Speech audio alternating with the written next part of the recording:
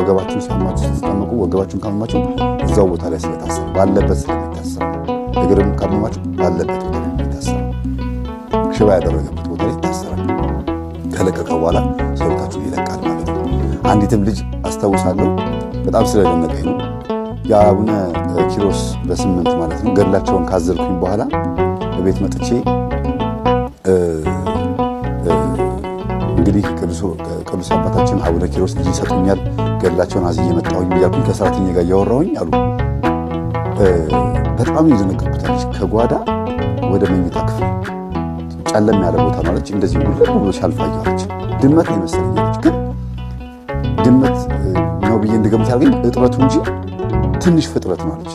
እና ሮጬ ሄጄ እንደዚህ ብዬ ሳየው ጭራ አለው ግን ሰው ነው አለች። ጀርባውን ያየሁት ሮጦ አልጋሰገባ እንዲህ ናትና መምህር ተስቤ የሚያስተምረው ይሄማ አስማንዲዮስ ነው አልጋ ላይ ተቀምጦ ባልና ሚስትን እንግዲህ በሰማችሁ ትምህርቶች አስማንዲዮስ ነው አልጋ ላይ ተቀምጦ ባልና ሚስት እንዳይወልዱ ዘር እንዳይተኩ ልጅ እንዳይኖራቸው የሚከለክል መንፈስ ነው። የጦቢትና የጦቢያ ታሪክ ላይ አውቀዋለሁ። ይሄ መንፈስ ጭራ አለው ሮጦ ሲወጣ ይቻላል ብሏል አለችና ቶሎ ብላ ሄዳ ከበርሜል ጊዮርጊስ ያመጣችው ጸበል፣ ከግሸን ያመጣችውን ጸበል እንዲሁም ከአባታችን ከዝቋላ ያመጣችውን ጸበል ቀላቅላ አልጋ ስር ስትረጨው የእውነቴን ነው የምላችሁ በእግሬ ስር ሾለካለች። አጭር ፍጥረት በእግሬ ስር ሾልኮ ሄዳለች። ጮውኩኝ ዋይ ምንድን ነው የሆነ ትንሽ ነገር ሄደ፣ ትንሽ ነገር ሰው የሚመስል ነገር በእግሬ ስር ሄደ። ፊቱ ጨለማ ነገር ነው። ይሄንን እንግዲህ ልጅቷ ስትናገር በሚገርም መልኩ ነውና ከዛ ቴክስት ብታረግ አጣችኝ፣ እኔና አላገኘችኝ። በኋላ ቆይቶ ነው ከ3 ወር ከ4 ወር በኋላ ካረገዘች በኋላ ነው የነገረችኝ። ኦልሬዲ አርግዛለች። ይሄ መንፈስ ከሄደ በኋላ አረገዘች።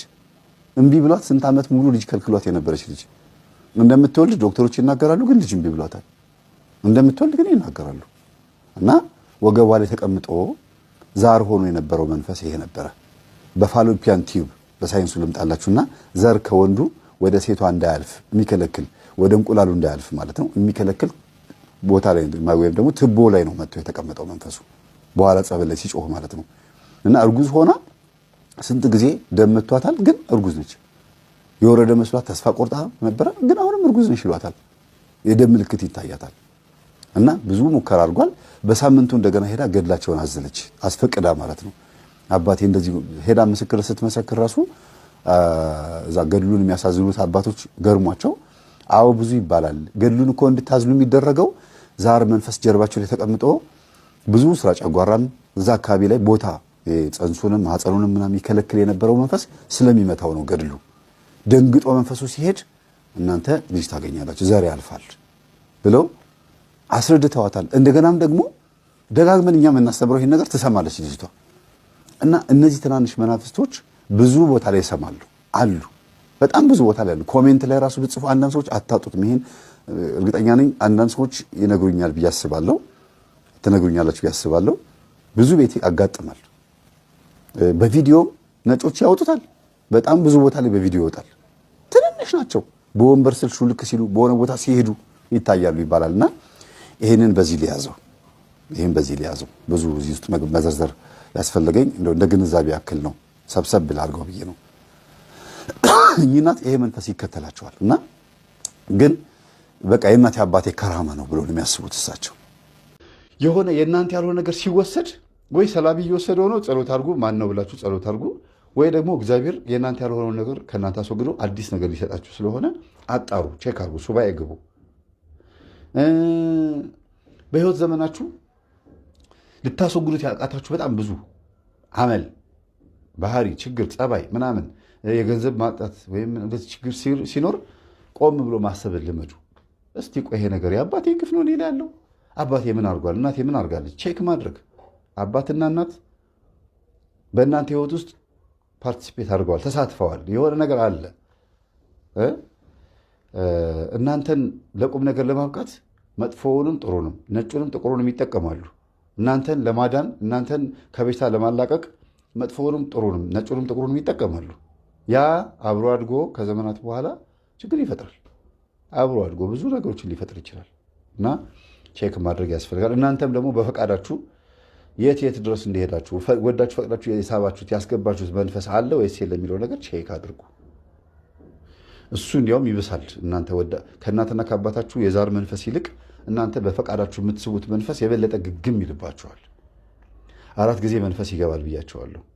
አንደኛ በዛር መንፈስ ምክንያት ከእናት ከአባት የምንወርሰው አብሮ የሚገባ እሱም እናንተን እርጉዝ ሆና በቡዳ ከተበላችሁ ወይም እርግዝና በቡዳ ከተበላ ስትወለዱ አብሮ ይወለዳል፣ ዛር ይሆናል። ወይ ደግሞ የእናት አባት ከራማ በቡናም በምንም ለጠንቋይም ተስሎ ከሆነ ለምንም ብቻ ሰተናሃል ይባላል። እሺ ከሰጣችሁኝማ ብሎ ከፋሎፒያን ቲዩብ ይወጣና ዘሩ የወንድ ዘር እንዲያልፍ አድርጎ ወደ እንቁላል ወደ ተለያዩ ነገሮች ይመጣና በኦቫሪ በምናምን አድርጎ እንድትወለዱ ያደርጋል። እግዚአብሔር ነው በእርግጥ ልጅ የሚሰጠው፣ ግን ስጋችንን ሰይጣን ከተቆጣጠረው አካሄዱን ሊያበላሽም ሊያስተካክልም የሚችለው አጋንንት ይሆናል። ከተቆጣጠረው ራሳችንን ከሰጠነው ለሱ ማለት ነው። ለዚህ ነው ሰዓሪተ ሰንበት የምትባለዋ ሴት ያንን መጥቆራ የሚባለውን ሰው ክንፍ ያለውን ሰው የወለደችው። በአባታችን በአቡነ ተክለ ሃይማኖት ታሪክ ላይ ክንፍ ያለው አጋንንት ወይም ስጋ ለበስ አጋንንት ወልዳ ከዛ በኋላ ልቡ የሰው ስለነበረ እግዚአብሔር ያጸደቀው ፄዋ ለጽድቅ ተብሎ ስም የተሰጠው። ግን ሰዓሪተ ሰንበት ስለነበረች ወይም ሰንበትን የምትሽር ሰንበትን ሻሪ ስለነበረች ክርስቲያን ስለሆነች ነው ሰዓሪተ ሰንበት የተባለችው። ክርስቲያን ባትሆን ኖሮ ሰዓሪተ ሰንበት አትባልም። ስሟ ራሱ የክርስቲያን ስም አይሆንም ነበረ። አሁን ክርስቲያን ሆና ስጋዋን ግን ለአጋንንት ስለሰጠች ሰንበትን የምትሽር እንደፈለገች የምታመነዝር ስለነበረች ከጠንቋይ ጋር የምትተኛ ስለነበረች የወለደችው ልጅ አጋንንት ሆነ። እግዚአብሔር ልጅን የሚሰጥ ቢሆን ኖሮ ያን ልጅ ክንፍ ያለው አድርጎ እንዲወለድ አያደርገውም ነበር። ስለዚህ ሙሉ በሙሉ የሰዓሪተ ሰንበት ሰውነት ምን ሆኖ ነበር? የዛች ሴት ለአጋንንት የተሰጠ ስለነበረ አጋንንት ወለደች፣ ወይም ስጋ ለብስ አጋንንት ወለደች ማለት ነው። ዲፎርም አንሼፕድ የሆነ ቅርጽ አልባ የሆነ ልጅ ተወለደ ማለት ነው። የምናገረው ይገባቸዋል።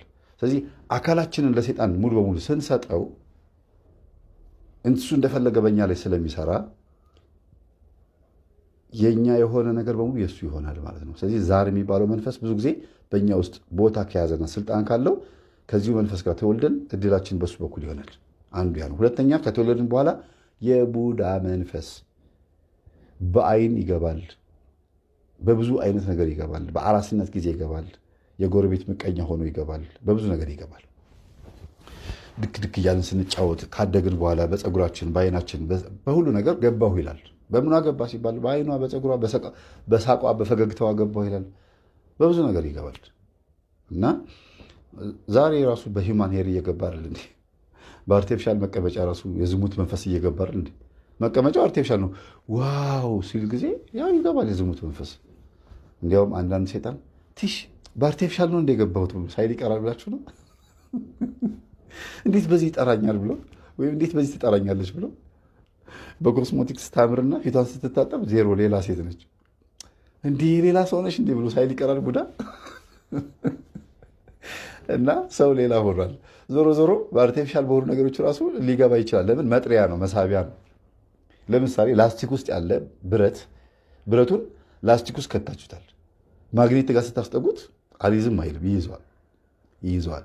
አሁንም እናንተ ሰዎች ናችሁ፣ ግን አርቲፊሻል መቀመጫ፣ አርቲፊሻል ጡት ማስያዣ፣ አርቲፊሻል የፊት ወይም ሂውማን ሄር ዊግ ምናምን አልጋችሁ ብትሄዱ እናንተ ያንን ለምን እንዳደረጋችሁት ስለሚያውቅ ይገባል ማለት ነው። ማግኔቱ የእናንተ ሀሳብ እንጂ አርቲፊሻል ስለሆነ አልገባም አይልም። ፀጉሩን አይፈልገውማ፣ እሱ ምን ያደርግለታል?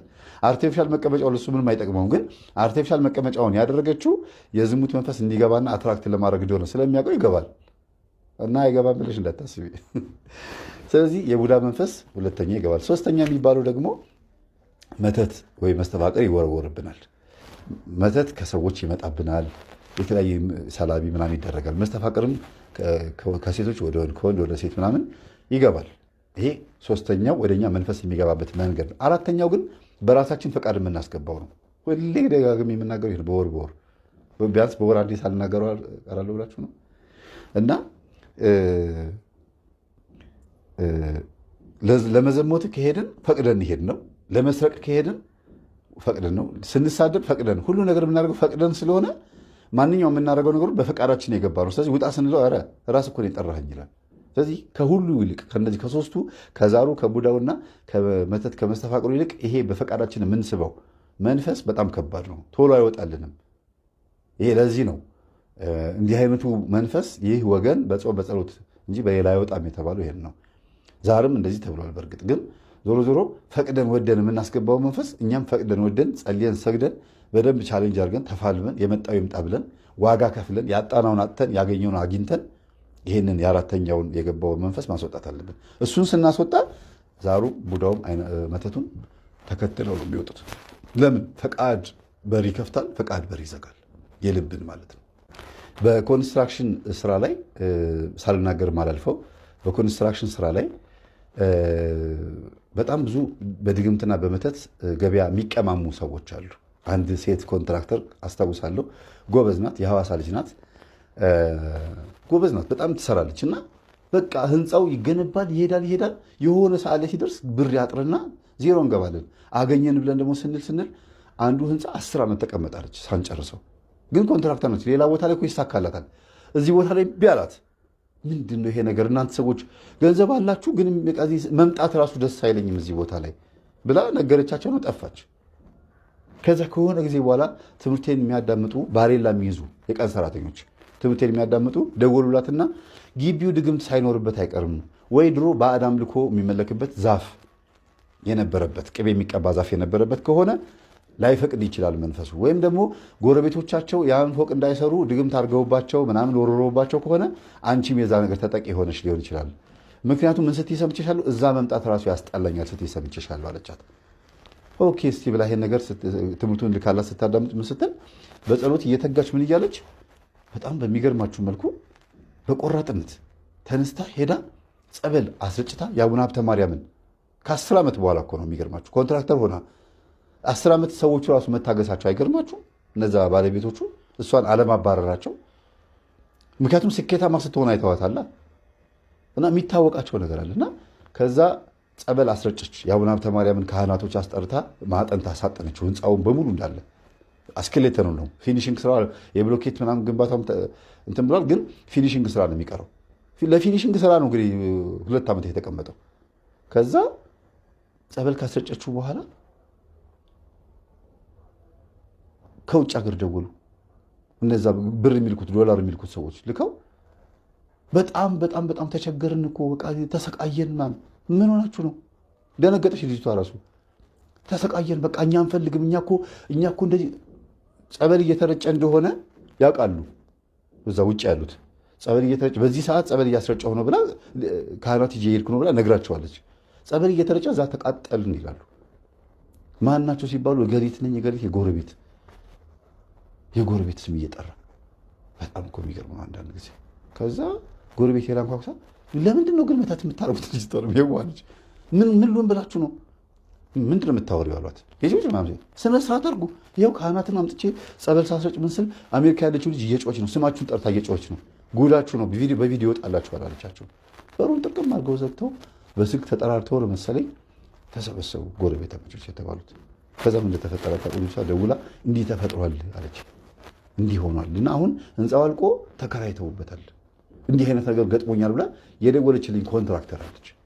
አንዳንድ ጊዜ በስራችሁ ላይ ሆናችሁ ምን እንደሚገጥማችሁ ቼክ ማድረግ ነው።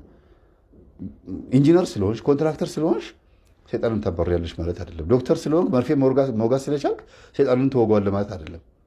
የማታውቀው ሌላ ፓርት አለ። እሱን ፓርት ደግሞ የምታሸንፈው ይህን ትምህርት በማዳመጥ ነው። በሽታዎች በሙሉ አጋንንት ባይሆኑም 90% ግን 99% ግን አብዛኛው ግን ለበሽታ መንስኤ የሚሆኑ አጋንንቶች ናቸው።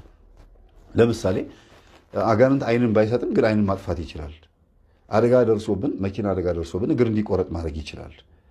ከዛ ጨጓራችንን የሚጎዳ ሎሚ፣ ቆምጣጣ ነገር ምናምን እንድንበላ አድርጎ አይምሯችን እሱን ነገር እንድንወደው አድርጎ የጨጓራ በሽተኛ እንድንሆን ያደርጋል። ገብቷችኋል አይደለም? ስለዚህ ጨጓራ ላይ ተቀምጦ በሽታ መሆን ይችላል። ጨጓራ በሽተኛ እንድንሆንም አስተሳሰባችን መቀየር ይችላል። እኔ ለምሳሌ ሎሚ ውስጥ ከረሜላ አድርጌ ሃይስኩል እያለሁ ምስራቅ አጠቃላይ ነበር መማረው ሀይብለ ማዞሪያ። በቃ ላይብረሪ ቁጭ ብዬ ትምህርት ቤትም ሲሄድ ምን ስል ሎሚ ውስጥ ከረሜላ አድርጌ አስቡት። ከረሜላው ጣፋጭ ነው፣ ሎሚ ጎምዛዛ ነው። 2 አይነት ነገር እመጥ ነበረ በአንድ ጊዜ። ይጣፍጣል፣ ደስ ይላል ለጊዜው፣ ግን ጨጓራ በሽተኛ አረገኝ፣ ላጥ አረገኝ። የሆነ ምግብ ስበላ በሶ ስጠጣ እንኳን ያመኝ ነበር። አስቡት። በሶ እንግዲህ ለጨጓራም ፍቱን ነው።